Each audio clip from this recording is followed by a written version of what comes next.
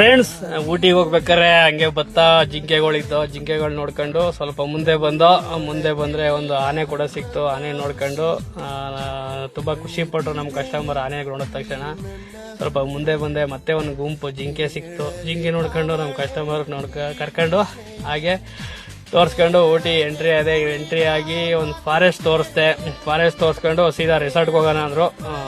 Resort ಕಡೆ ಹೊರಟೆ. ಏನಪ್ಪ ಅಂದ್ರೆ ಮ್ಯಾಟ್ರು, ರೆಸಾರ್ಟು ಊಟಿಯಿಂದ 5 ಕಿಲೋಮೀಟರ್ ಇದೆ. 5 ಕಿಲೋಮೀಟ್ರು ಸುಮಾರು ಒಂದು 3 ಕಿಲೋಮೀಟರ್ ಫುಲ್ಲು ಡೌನು ಬಂದೆ. ಕೊನೆಗೂ ರೆಸಾರ್ಟು ನಮ್ಗೆ ಕಾಣಲೇ ಇಲ್ಲ.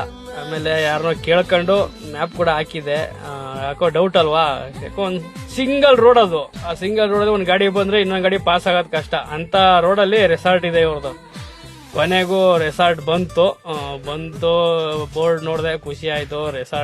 ಆ ರೆಸಾರ್ಟಿಗೆ ಬಂದ್ರೆ ಆಳಬಸ್ತೆ, ಅದು ಡೌನೇ, ಫುಲ್ಲು ಡೌನು. ಮಾಮೂಲಿ ಕಸ್ಟಮರು ಅಲ್ಲೆಲ್ಲ ಎಂಟ್ರಿ ಮಾಡ್ಬಿಟ್ಟು ಕೊನೆಗೂ ರೆಸಾರ್ಟ್ಗೆ ಬಂದು ನಮ್ಮ ಕಸ್ಟಮರ್ನ